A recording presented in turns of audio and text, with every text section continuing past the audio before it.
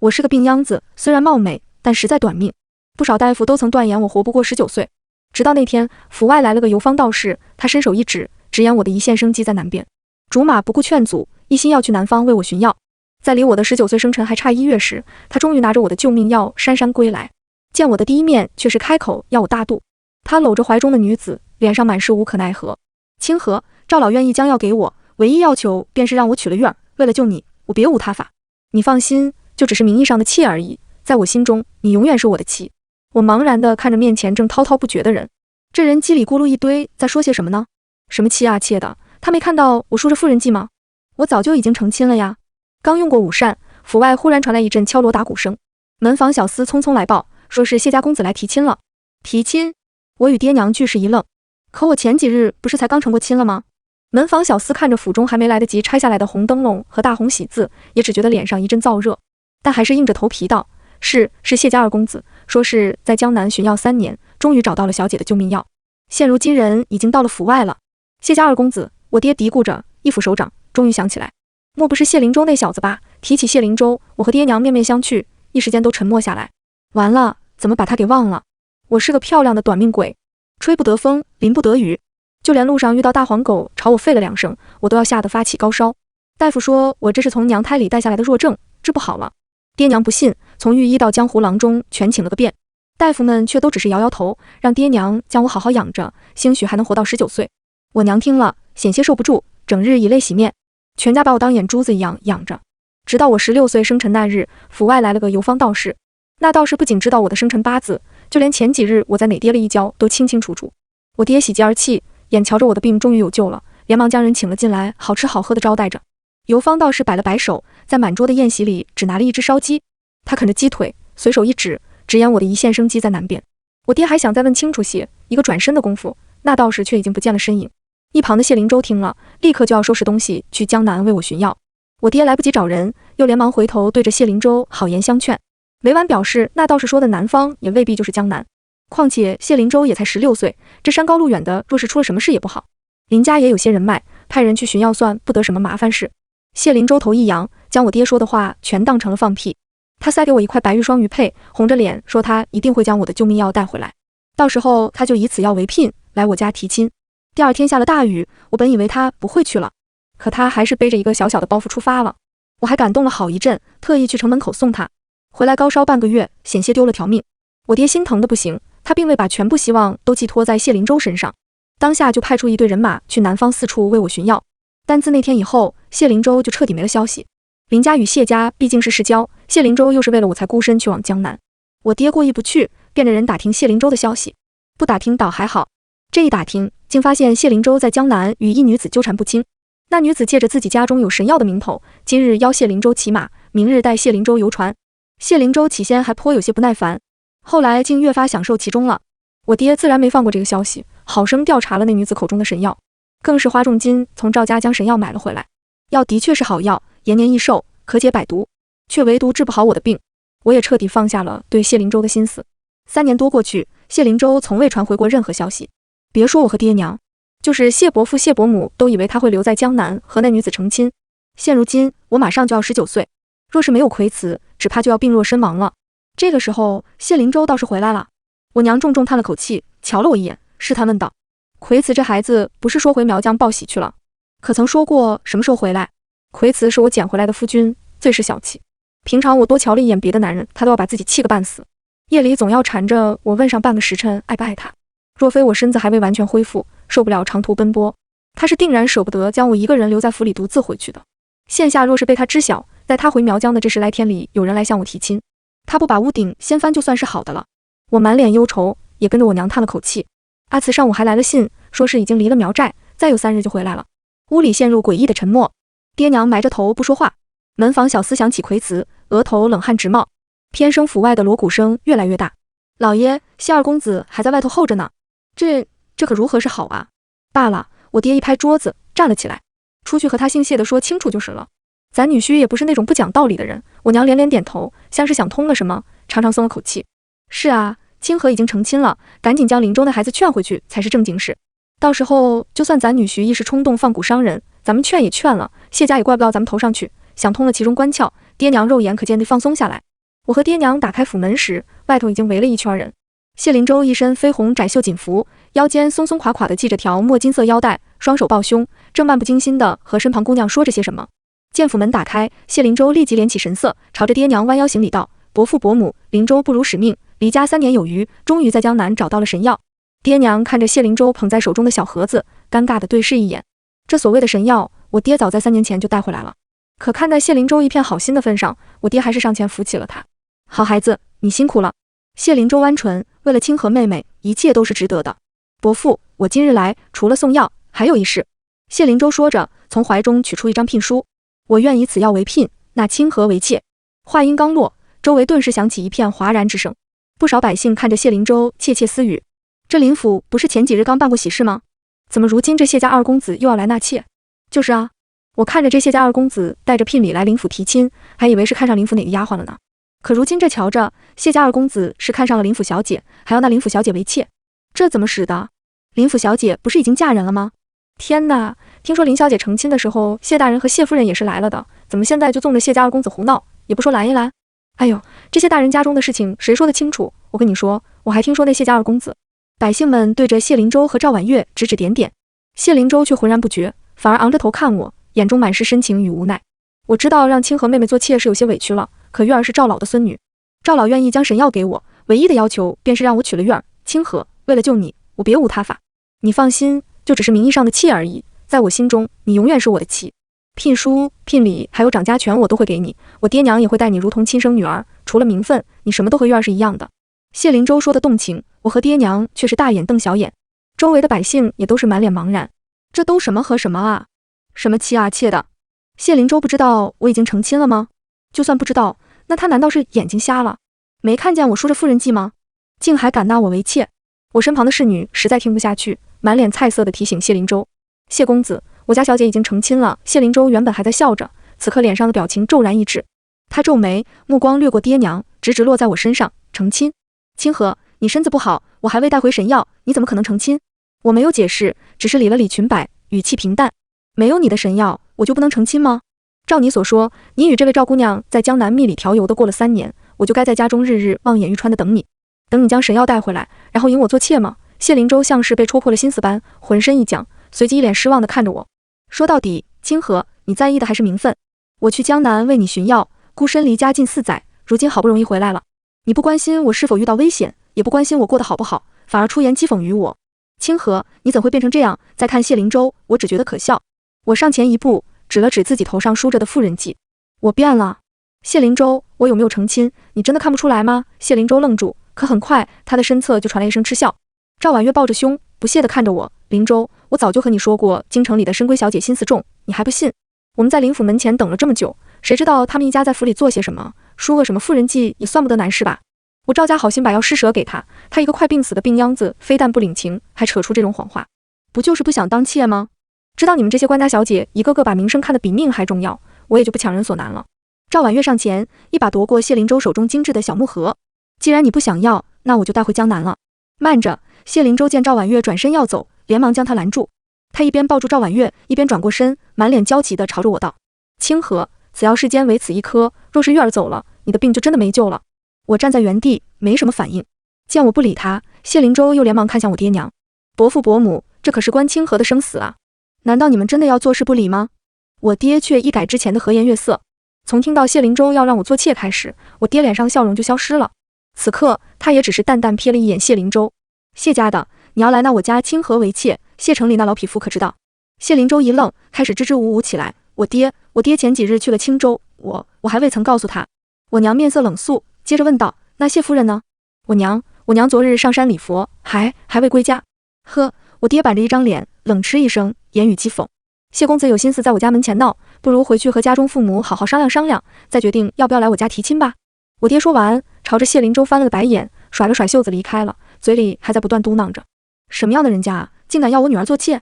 以为自己是东宫太子不成？也不看看自己什么德行，都快弱冠了，还被一个女人牵着鼻子走，就这还敢让老夫的女儿做妾，比不上小慈半分。我娘白了谢灵舟一眼，跟在我爹身后接话道：我呸！不仅比不上小慈，到时候就算是让小慈放骨咬死她也是活该。静柔那样好的性子，怎么就养出一个这样的小畜生？见我爹娘都走了，谢灵舟也有些慌了，连忙喊道：伯父伯母，你们别走，清河的救命药还在这里。你们若走了，我与清河的婚事该怎么办？都已经到了这般田地，谢灵舟竟还想着婚事。我轻笑一声，看向赵婉月。此刻他倒也不急着跑了，靠在谢灵舟怀里，满脸挑衅地看着我。谢灵舟叹了口气，看向我时终是软了语调：清河，是我不好，让你做妾，着实是委屈你了。月儿是个大度的，你听我的，若是不想做妾，我便以平妻之礼迎你入府。清河，别再拿自己的性命开玩笑了。我掀起眼皮瞧他一眼，在看到赵婉月手中的木盒时，眼中满是嘲讽。谢灵舟，你口中能救我命的神药，我3年前就已经拿到了。赵婉月闻言，立即从谢灵舟怀里站直了身子。不可能，这是我赵家世代相传的神药，除了3年前。像是意识到了什么，赵婉月倏然瞪大了眼睛。是你？3年前，是你从爷爷手中买去了另一颗神药。我摇了摇头，不是我，是我爹。男人或许靠不住，但有一个男人会永远为你着想。我爹在得知赵家有神药后，动用了几乎所有的人脉关系，亲自去江南将那颗药取了回来。他回来那天，捧着我的脸，高兴得老泪纵横。他说：乖女儿别怕，爹终于能救你了。只可惜那颗药终究没能救我的命。若是我家真的将全部希望都寄托在谢灵舟身上，只怕我现在已经是黄土一抔了。想起往事，我勾着唇，嘲讽地看向谢灵舟。我爹花了1万两银子就买回来的药，你却花了3年。谢灵舟，你当真以为旁人看不穿你的心思吗？你若真是一心只为我好，就该在知道赵家有神药的第一时间传消息回来，而不是一边与赵婉月你侬我侬，一边又打着为我好的旗号行尽荒唐之事，如今更是想以此逼迫我做妾。谢灵舟，你想坐享其人之福，却也没问过我愿不愿意，还是说你本就打算以此药为要挟？到时候我吊着一口气，哪怕是妾，我也只能心甘情愿地嫁你。谢灵舟怔住，手指不自觉攥紧衣角。他下意识想要解释，张了张口，却一句话都说不出来。要怎么说呢？说他其实心底确实有着一丝希冀。赵婉月天真活泼，骑马射箭样样都会，不似我那般脆弱，淋一淋雨便要重病一场，更别提将来的子嗣传承。他在和赵婉月相处时，也不用那般小心翼翼，像是时刻都捧着一尊易碎的瓷器。所以在赵婉月说要用他的正妻之位换那颗神药时，他几乎没怎么考虑就同意了。我一定会理解他的吧，毕竟他是为了我才留在江南的呀。谢灵舟蜷了蜷手指，根本不敢抬头看我。我也懒得再留在这里多费口舌，朝着门房小厮吩咐道：今日门前沾了晦气，赶紧去买些艾叶回来熏熏。还有，话已经说得很清楚了，整个京城都知道我林府前几日办了喜事，若是再有那口脚不干净的来闹事，也不必理会，直接打出去。说完，我便径直离开。谢灵舟却猛地抬头：清河，你真的？还不等他叫住我，我已经进了府门。几个身强体壮的家丁护院从门内走了出来，凶神恶煞地瞪着谢灵舟。周围看热闹的百姓顿时一哄而散。赵婉月缩了缩脖子，轻轻扯住谢灵舟的衣袖。灵舟，要不我们还是先走吧。谢灵舟抿唇，死死盯着紧闭的府门，最终还是在几个家丁护院的凶恶眼神中讪讪离开了。许是经过谢灵舟今天这一闹腾，夜里我睡得并不安稳。迷迷糊糊间，似乎有人轻轻捏了捏我的手指，一睁开眼，就见葵慈正坐在床边。他身上还穿着苗族的衣裳，浑身冒着寒气，脖间的银质项链在月光下泛着细碎的光，恍若又吃人心的魅鬼。阿慈，我揉了揉眼睛，没骨头似的往葵慈身上靠。不是说还要3日才回来，怎么今天就到了？葵慈轻笑一声，顺势将我搂进怀里。爹娘给我传信，说有人要趁我不在抢我媳妇，我自然是日夜兼程，哪怕累死2匹马也要赶回来的。葵慈的左肩上，一只胖乎乎的麻雀正叽叽喳喳地叫着，像是在邀功。我忍不住笑起来，忽地想起第一次见到葵慈的时候，他从苗疆一路走到京城，衣裳鞋子全破了，灰头土脸地蹲在路边卖蛊虫。可京城的百姓没见过这个，看着他面前坛子里黑漆漆的不断蠕动着的蛇虫，一个个吓得离他老远。那天是个难得的好天气，我求着我娘带我出门逛逛。我娘担心我，前前后后派了10几个丫鬟婆子跟着，就差把我围起来了。可偏偏人群里，我还是一眼就看到了葵慈。他蹲在路边，头发散乱，脚上的鞋子破了一个大洞，隔了老远都能听到他的肚子饿得咕咕作响，像只没人要的小狗。我弯下腰看他，然后用一个大白馒头就把这只脏兮兮的小狗骗回了家。我靠在葵慈怀里，嗅着他身上冷冽的晨露味道，低低笑出了声。葵慈低下头，温热的呼吸落在我的耳边。在笑什么？笑我眼光好，一出门就从路边捡了个宝回来。葵慈的嘴角高高扬起，他抬起我的手腕，在我的掌间轻轻点了点，似是无意地问道：有多好？比那个谢什么粥还好？当然，我在他怀间蹭了蹭，比他好1万倍。一只金色的甲虫从我的袖间慢慢爬出来，又爬上了葵慈的指尖。这是葵慈的本命骨，也是这世上唯一可以救我的良药。葵慈仔细端详着这只金色的甲虫，眼眸微眯，像是在透过甲虫查探我的病情。我歪着头，总觉得葵慈认真的样子格外迷人，忍不住起身附住他的唇。冰冰凉凉的柔软触感传来，葵慈一愣，指尖的金色甲虫似是受到了惊吓般，连忙钻进了我的身体里。葵慈下意识拖住我的腰，将我整个人都抱坐在了他身上。青青，你没有玩弄我的感情，也不会原谅那个谢什么周，对吗？葵慈抚着我的头发，湿漉漉的眼睛望着我，像是即将被人抛弃的小狗。小狗的右手却很不老实地解开我的衣襟，在我的腰间胡乱摸索着。我弯起唇角，抬手将葵慈的右手贴在我的心脏处。当然，等我和葵慈都穿戴整齐时，天光早已大亮。才用过早膳，葵慈搂着我的腰，眼中满是艳足，正笑着和我商量着等会儿是去郊外摘莲蓬还是去庄子上猎兔子。我娘身边的嬷嬷就将我和葵慈都请了过去。到了厅上，我才发现谢夫人和谢灵舟都在，身旁葵慈的嘴角一下就耷拉了下来。她哀怨地瞪了我一眼，松开我的手，自顾自躲去了屏风后面。我嗔他一眼，偷偷拽了拽他脑后的低马尾。嬷嬷像是见怪不怪了，捂着嘴在一旁偷笑。见谢夫人和谢灵舟望过来，我连忙敛了神色，端庄地站在我娘身侧。谢夫人是带着谢灵舟来赔罪的。听说谢夫人原本在山上礼佛，在知道了谢灵舟干的混账事后，连夜下山赶了回来。我爹刚下朝，身上的官服还没来得及脱下，他缓缓抿了一口茶，瞧也没瞧谢灵舟一眼。谢夫人陪着笑，此事的确是灵舟这孩子做的不对，但他在江南3年，前日才刚刚回京，不知道清河成亲也情有可原。他已经知错了，我今日特地带着他来给清河赔个不是，别因为孩子的一时糊涂影响我们两家的情谊才是啊。谢夫人说完，她身后的侍女立刻捧着几盒珍宝上前。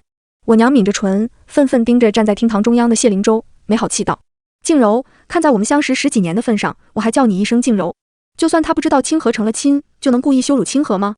还做妾？你们谢家真是好大的脸面，敢叫我的清河做妾！葵慈侧身半步，眯起眼睛，狭长的眸子冷冷盯着谢灵舟。谢夫人似是也知道自家儿子做出的荒唐事，脸上的笑容有几分勉强。她扯了扯谢灵舟的袖子，沉声道：你未曾同我和你爹商量一声，就自己在江南成了亲，木已成舟，我也说不得什么。如今竟还敢带着媳妇上门来让清河做妾，我看你怕不是昏了头了。现在还不快给你清河妹妹赔个不是！谢灵舟被谢夫人拉着，像头倔驴一样不肯低头，目光紧紧粘在我身上。清河，他们都说你成亲了，我不信，我要听你亲口说。清河，你真的成亲了吗？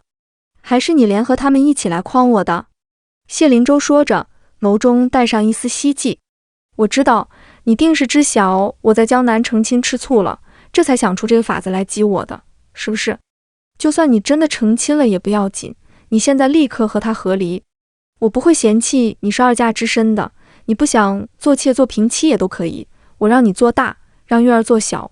咚的一声闷响，还不等谢灵舟说完，我爹猛地将茶杯掷在了谢灵舟头上，茶叶混合着茶水沾在谢灵舟额上，显得狼狈至极。庶子，出去3年连道义礼法都忘了的干净，你当我林家的姑娘是你手里的玩意儿不成？给我滚！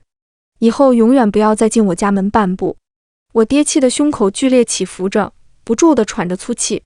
谢灵舟脸色难看，他抹去脸上的茶叶，上前一步想要握住我的手。清河，你呢？若是你实在介意月儿，我也可以。谢灵舟的声音骤然止住，他的手还未碰到我的衣角，便被人死死攥住。谢灵舟不耐地抬头，就撞见一双如毒蛇般阴冷的眸子。葵慈将我护在身后，冰冷的眸子盯着谢灵舟，似笑非笑。昨日就听闻有人想让我娘子做妾，今日又当着我的面说让娘子与我和离。谢公子，早就听说你听不懂人话，今日一见，果然名不虚传啊！葵慈今日穿了件玄色圆领宽袖锦袍，乌黑的头发被朱红的绑带束起，低低垂在脑后，额前碎发随意散落着，像只逃出山林的山鬼。尤其与狼狈的谢灵舟对比明显。谢灵舟张了张口，似是想说些什么，却半点声音都没有发出。他面色惊恐地看着葵慈，忽然奋力挣扎起来。葵慈斜睨他一眼，放开了手，将我虚虚搂在怀里。我看得分明，就在刚刚，葵慈碰到谢灵舟的一瞬间，几只黑色的蛊虫从葵慈的袖口爬出，钻进了谢灵舟的衣袖。我爹见葵慈来了，又看了一眼谢灵舟，冷哼一声，平静了许多，又坐回了太师椅。谢灵舟捂着喉咙，满脸扭曲，倒在地上痛苦地抽搐着。谢夫人在听到谢灵舟的话后就一脸失望，原本还想为儿子辩解几句，可毕竟是自己的亲儿子。看着谢灵舟倒在地上，谢夫人立刻慌了心神，连忙喊道：大夫，快找大夫来啊！灵舟，灵舟，你怎么了？你别吓娘了。嗨嗨，谢灵舟双手掐着脖子，脸憋得通红。我娘端起茶杯，掩住早就高高翘起的嘴角。她这还是头一回觉得这女婿养的蛊虫如此可爱。这是在林府，谢夫人叫的大夫自然迟迟没来。谢灵舟的嘴里开始迅速红肿溃烂起来，谢夫人慌了神，连忙求到我娘面前：好姐姐，灵舟这都是为了清河啊！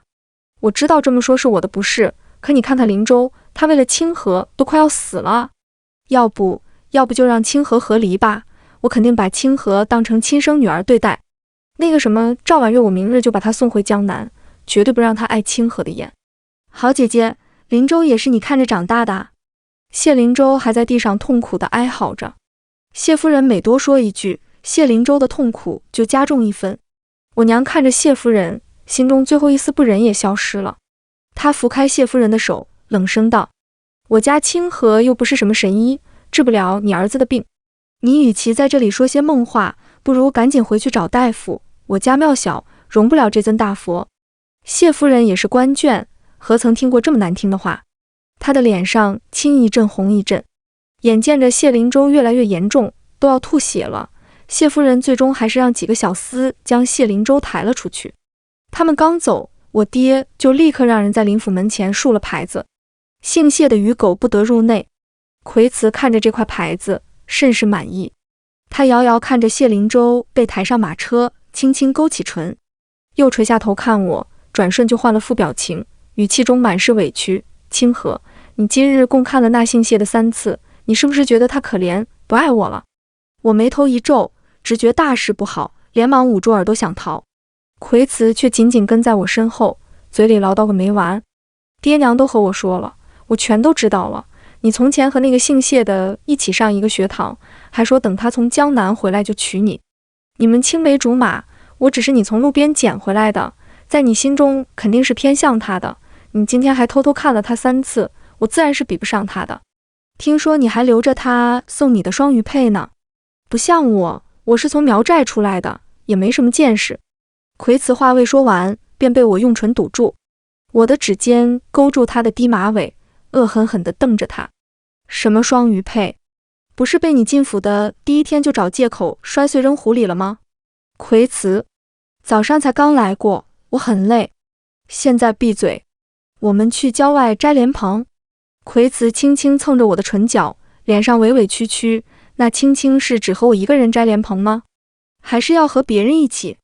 要是和别人一起，我就不去爱青青的眼了。我叉着腰瞪他，揪着他的小辫子就往屋里走。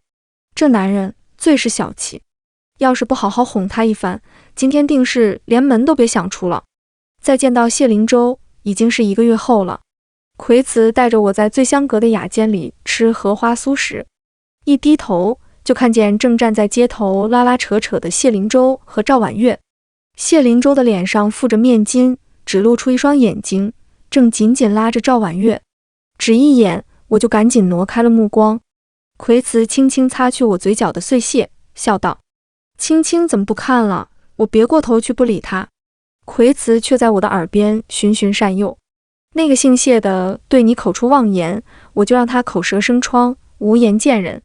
青青，难道你就不想亲眼看看谢灵舟的下场吗？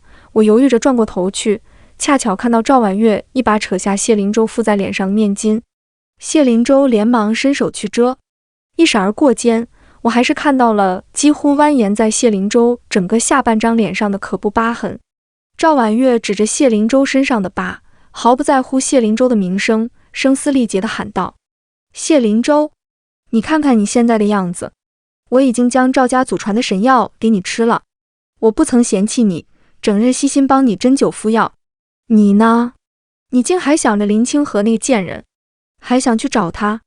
你3心2意，始乱终弃，难道还想让我把一辈子都搭在你身上吗？谢灵舟愣住，不可置信地看着赵婉月。赵婉月满脸是泪，他一把推开谢灵舟，毫不犹豫地背着包袱离开。周围有人对着谢灵舟指指点点，谢灵舟赶紧将自己的脸遮得更严实了些。可赵家毕竟是医药世家，他的脸还需要赵家医治。只略微考虑了一番，谢灵舟不顾周围人的眼光，又连忙追了上去。两人的身影渐渐消失在街口转角处。葵慈捻起一块荷花酥递到我的唇边，笑吟吟道：“青青可解气了。”我点点头，就着葵慈的手咬下一小块酥饼，勉强解气。葵慈低低笑了一声。可我还记得，刚刚娘子看了谢灵舟好久了呢。我茫然地抬起头。葵慈朝着我挑了挑眉，手指轻轻捏了捏我腰间的软肉。所以娘子想好怎么补偿我了吗？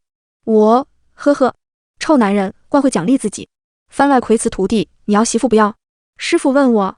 师傅原本是个苗医，后来下山为贵人治病，不知怎么就变成了个疯疯癫癫的道士。我看了一眼他腰间挂着的酒壶，转过身去不理他。师傅却又凑到我面前，神神叨叨的。我在人家门口看了几天，是个很俊的小姑娘。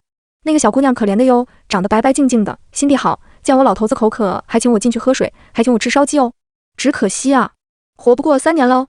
人家都说师傅受了恩，徒弟得去报的嘛。你可是我唯一的徒弟啊！我瞥了师傅一眼，不说话，继续摆弄着坛子里的蛊虫。师傅皱起眉，见说不动我，干脆一脚把我踹出了寨子。那姑娘姓林，在京城，我已经答应了救她，做徒弟的不能让师傅言而无信啊。我抱着我的蛊坛，茫然地站在大山前。别说我根本不知道京城在哪里，就算要我救人，师傅你总该给我点路费吧。我全身上下没有一个铜板，靠着双脚走了2年，整整2年啊！饥一顿饱一顿，连辛苦练出来的蛊虫都饿死了一大半，把我阿爹阿娘给我打的银项链、银耳环、银坠子全当了，还差点被人卖进南风馆。我才终于找到了京城。进入京城的第1天，风和日丽，全身上下摸不出1文钱。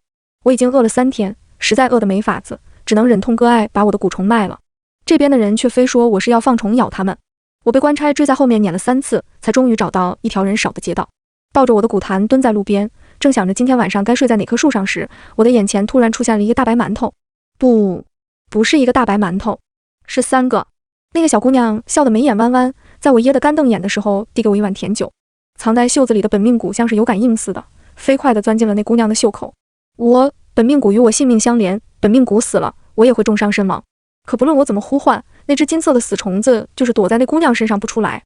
清河，今日已经逛了很久了，该回家吃药了。好。那个叫清河的姑娘回头应了一声，又蹲下身看我。你想跟我回家吗？我家里还有好多馒头，我早就已经成亲了呀。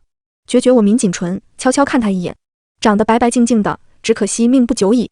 脸颊好像在发烫，一直以来躺在坛子里半死不活的蛊虫都开始躁动起来。我点点头，冷漠地答应了他。我在心中默默叹了口气，抱起蛊坛，十分无奈地跟他回了家。我只是太饿了，又想要拿回我的本命蛊而已，绝对没有其他想法，绝对。全文完。